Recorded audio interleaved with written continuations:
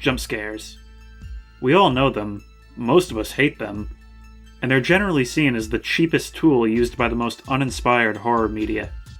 I say cheap because, while it certainly produces the strongest and most immediate reaction, usually that momentary panic is quickly replaced by annoyance, as any tension that had been built in the lead-up evaporates, and you're taken right out of the moment.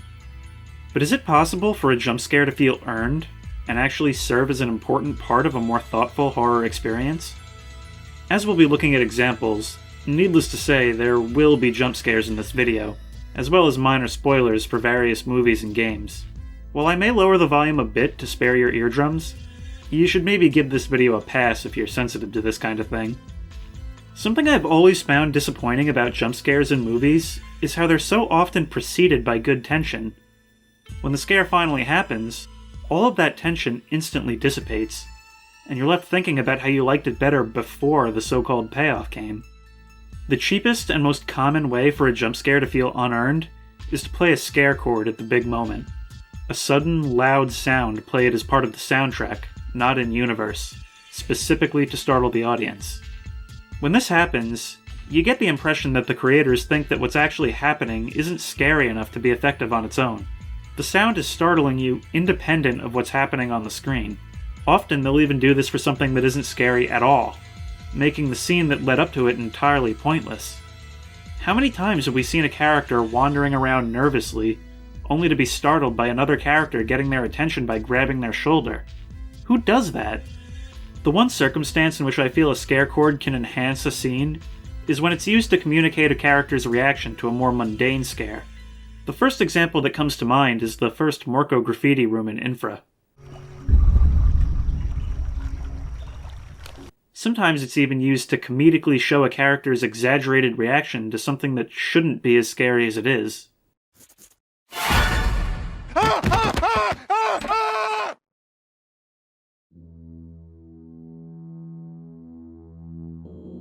On the other hand, in part because of how integral the scare chord is to how the common jump scare plays out, the lack of one can present a scare in a way that feels much more satisfying, like in this scene from Louie.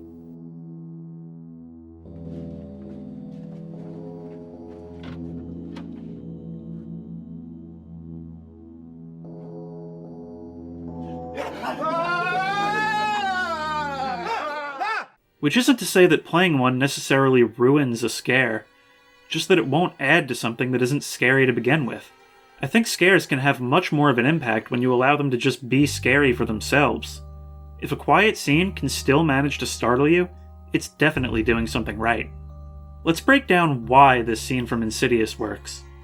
It takes place at a dining room table during the daytime, as three characters are having a conversation. Right off the bat, it's set up as an exposition scene, and lacks any implied danger.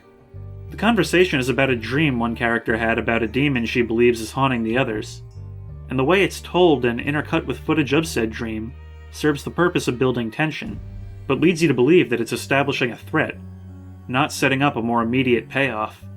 Being a conversation, there's also a lot of cuts between the characters, and on one of those cuts, just like the dozen before it, it's just there, having silently injected itself into the scene in a way that shouldn't even be possible in this context.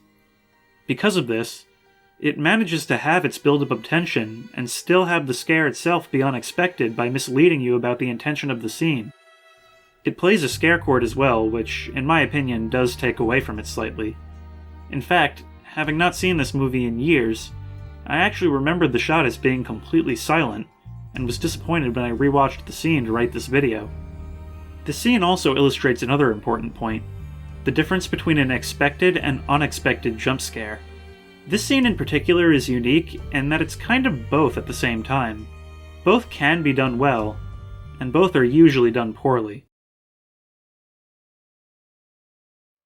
An expected jump scare is probably the most common kind. A character will be nervously wandering hallways or staring intently in the direction they think a threat will be coming from, and it's very obvious that it's to put you on the edge of your seat for when the inevitable jump scare happens. Usually this just means that at a certain point something will pop out and the audience jumps and then is just kind of annoyed for a minute. But in the typical scenario, you know the jump scare is coming, and the tension is in not knowing when and where it will come from. I actually think an expected scare can work better if you know basically what's going to happen. What immediately comes to mind is the infamous diner scene from Mulholland Drive. The scene is too long to fully show here, but I recommend pausing the video and following the link in the description to watch it for yourself before I describe it. Seriously, what I'm going to show here doesn't do it justice. Basically, one character tells another about a dream he had, where he was sitting in said diner, talking to said friend, and was nervous, because he somehow knew there was a horrific-looking man behind the restaurant. The friend suggests they go look, to prove there's nothing to be afraid of. They slowly make their way out back, and when they finally get there,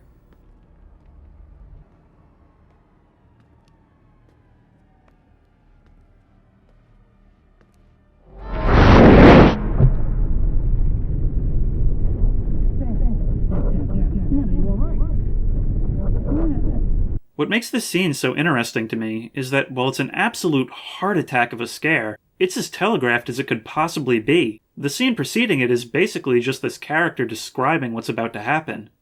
And then it does. But in setting those expectations, it makes sure that the tension is through the roof. You can feel the fear in his face and voice as he tells the story, and the subtle droning soundtrack and muted background help to really sell it and draw you in. The only unknown is exactly what this person behind the diner looks like, only saying, I hope that I never see that face ever outside of a dream. And so, it's left to the audience's imagination to run wild about what this person must look like to induce such a reaction, which serves as yet another layer on top of the already ultra-thick tension as they make their way out back. By the time they get there, anything would make you jump out of your seat. But the movie takes it a step further by having this guy actually be the scariest thing you've ever seen in your life, probably even surpassing whatever expectations you might have had. It's essentially an audio-visual jack-in-the-box. In the end, what makes a properly telegraphed jump scare effective is that it draws you in, getting your full attention, usually with a story, and tells you basically what to expect, but withholds just enough information to let you hype yourself up about how badly the scare will hit you, not about what it will be or when it will happen. Another example would be the news clip from Signs. It builds its tension through its ominous soundtrack, the reactions of its characters, and its relative realism in doing so. We're shown home video footage of a birthday party, as kids move from window to window, apparently watching something and yelling over each other. The cameraman, as in most actual home videos, can't get a good shot, as the camera constantly adjusts exposure, kids get in the way, and he fiddles with the zoom. The scare itself is dissimilar to Mulholland Drive in that what you're seeing isn't actually that scary. In fact, to some it might even seem a little goofy, but what helps to sell it is how captivating the build-up feels due to its realism, and just like the diner scene, you feel the reaction of the character being scared, which I think greatly helps to mitigate the usual post-jump scare rage. To conclude this point, I want to try something. I'm going to show you a clip. Now in this clip, there won't be anything happening. Not at first. It will be a video of a basement, dark and with no one in sight. But the room isn't empty. There's someone down there. And about 30 seconds into the clip, he's going to show up. Very quickly. This is your warning.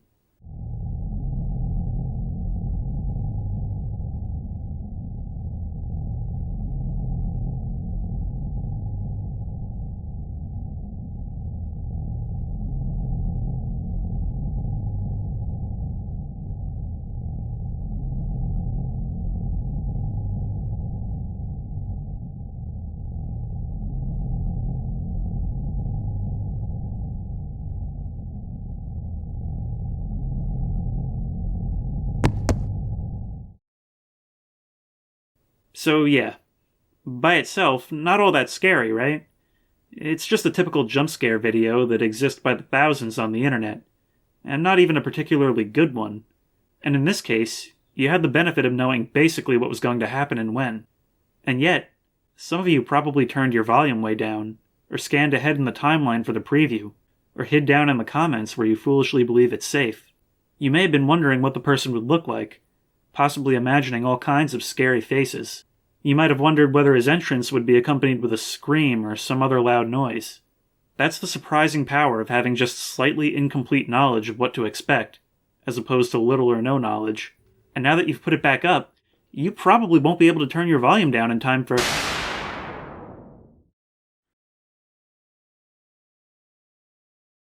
You're mad at me. It's okay, I get it. That was as cheap gets. Just a sudden scary image accompanied by a loud noise. But you're the one watching a video about jump scares, so whose fault is it really? That's right, the government. But on to my point, the picture could have been anything and it still probably would have startled you. And now you're probably just kind of angry. For that reason, what I just did is not good horror. And yet, it's incredibly common in all forms of horror media, leading to the common criticism that horror movies these days are just chains of cheap jump scares. After I finished my Cry of Fear playthrough, I looked up what people were saying about it and was surprised to find reviews criticizing its over-reliance on jump scares. At first I thought that was unfair, but looking back, is it really? If you look at the Cry of Fear scare reel on my channel, showcasing all the times I had an extreme reaction to a scare, it's almost all jump scares that aren't built up to at all. So, why didn't I have that same post-jump scare anger reaction while playing? I think it's because when something jumps out at you in a game, it's on you as a player to deal with it, meaning you won't even have time to be angry because you have to fight the horrible monstrosity that's now trying to kill you. This does not work well in movies, as the only thing you have to worry about as an audience member is looking at the screen. But can a truly out-of-nowhere jump scare actually feel earned? I think so, but it's fairly rare. So, what would make that work? First and foremost, ditch the scare chord. Well, it doesn't have to be entirely absent, but as I said before, when one is present and overstated, it practically doesn't matter what's actually happening. You're being startled by the noise, not the content of the scene. One can be present, but only if it's not very loud, and the scene is otherwise scary on its own. Even the diner scene does have one, but it's not so distracting and you're far more likely to react to the face than the noise.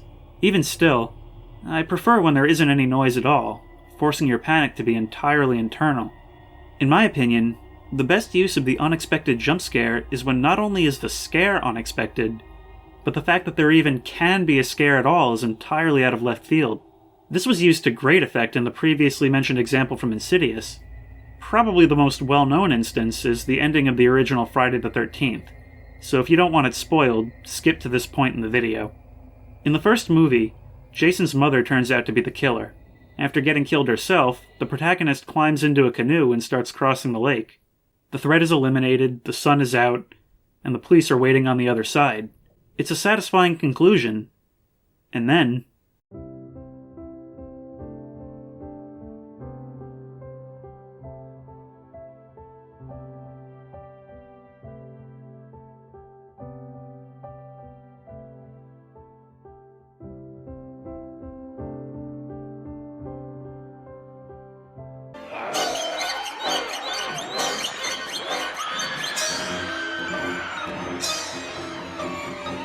On the surface, this shouldn't be all that impressive. The fake-out happy ending interrupted by a jump scare is one of the most overdone tropes in horror, after all. But what makes this one stand out is the fact that before now, there was no indication that something like this could happen. Any speculation about paranormal elements is squashed when Pamela turns out to be the killer, so this comes right out of nowhere. I haven't seen any of the other movies, so I don't know if this is supposed to be a dream or not, but just taking it by itself, it lands far more than it should for what has become such a cliché. So what did we learn? In essence, that in order for a jump scare to feel earned, it has to actually be scary, not just tell the audience that they were scared through the use of a sudden loud noise. You feel annoyed afterwards because you were startled instead of scared, not both. We learned that good jump scares work not because they're unexpected, but because of properly executed build-up allowing you as an audience member to work yourself up from the expectations that have been established. And when a jump scare is unexpected, it needs to allow the scare to come from the audience's own internal panic, usually with frightening imagery or a sudden realization. Let me know in the comments, what are some of your favorite and least favorite uses of jump scares?